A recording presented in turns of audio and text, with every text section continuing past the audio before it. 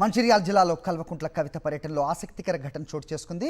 కవిత పర్యటన సందర్భంగా జాగృతి నేతలు ఏర్పాటు చేసిన ఫ్లెక్సీల్లో కేటీఆర్ ఫోటో లేకపోవడం ప్రస్తుతం చర్చనీయాంశంగా మారింది. జిల్లాకు చెందిన ఎమ్మెల్యేలు, మాజీ ఎమ్మెల్యేల ఫోటోలు సైతం పెట్టి కేటీఆర్ ఫోటోను జాగృతి నాయకులు పెట్టకపోవడం చర్చకు దారితీసింది.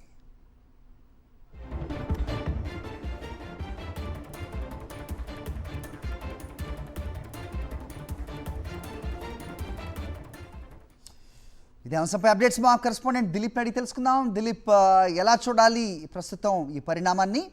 అలాగే మరోసారి మీడియాతో చిట్ చాట్ చేసినట్టు తెలుస్తోంది కవిత. ఏంటి మీ దగ్గర ఇన్పుట్స్?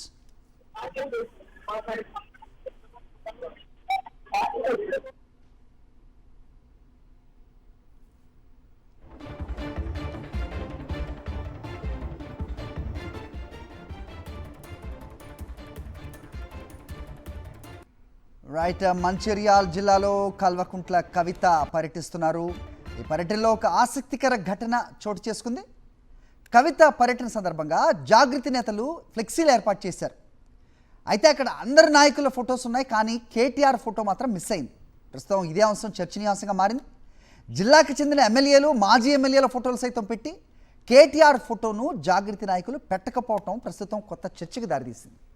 దీన్ని బట్టి ఖచ్చితంగా ఏదో జరుగుతోంది, కుటుంబంలో కలహాలు, వ్యత్యాసాలు ఉన్నాయి అనే వాళ్ళకి ఊతమిచ్చే విధంగా ప్రస్తుత పరిణామాలు మూవ్ అవుతూ ఉన్నాయి. ఇదిలా ఉంటే మీడియాతో మరోసారి చిట్ చాట్ చేశారు కవిత.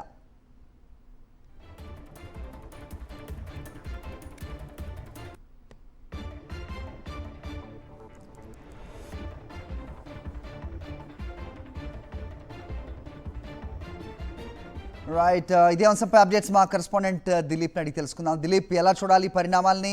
మరోసారి మీడియాతో ఆవిడ మాట్లాడినట్టుగా తెలుస్తోంది. ఏంటి మీ దగ్గర ఇన్పుట్స్?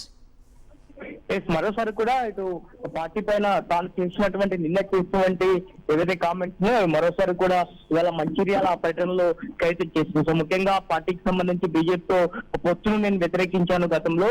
సో అలాగే బీజేపీ పార్టీతో పొత్తు పెట్టుకున్నటువంటి ఏ పార్టీ కూడా బాగుపడలేదు, కాబట్టి నేను దాన్ని పూర్తిగా వ్యతిరేకిస్తున్నాను అని కూడా చెప్తున్నటువంటి పత్రికలు. అయితే లెటర్ రాయడంలో కూడా నా తప్పేం లేదు అని కూడా చెప్తాను. సో నేను కేసీఆర్ ని కలవాలి, చెప్పాలని ప్రయత్నం చేసినప్పుడు కూడా తండ్రిని కలిసే అవకాశం వచ్చింది, కానీ కలవలేకపోయాను. కాబట్టి ఈ లెటర్ బయటికి తెచ్చిన వారిని పట్టుకోండి అని చెప్పడం జరుగుతుందని కూడా చెప్తున్న పరిస్థితి కనిపిస్తుంది. అలాగే నాకు ప్రత్యేకంగా ఎలాంటి అజెండా కూడా లేదు. సో పెద్దయినను అంటే కేసీఆర్ ని ఎవరేమన్నా అన్నా కూడా నేను ఊరుకోను అంటూ కూడా ఎన్నో అంటే చాలా రకాలుగా నన్ను ఇబ్బందులు పెట్టారు. సో ఆవేదనలు కూడా గురయ్యాను. కాబట్టి సో ఇక భరించలేకనే పార్టీని కాపాడుకోవాలి అనేటువంటి ఉద్దేశంతోనే లేఖ రాసినట్టుగా చెప్తోంది. సో నాకు వ్యక్తిగతంగా ఎలాంటి అజెండా లేదని చెప్పుకోవాల్సినటువంటి పరిస్థితి కనిపిస్తా ఉంది.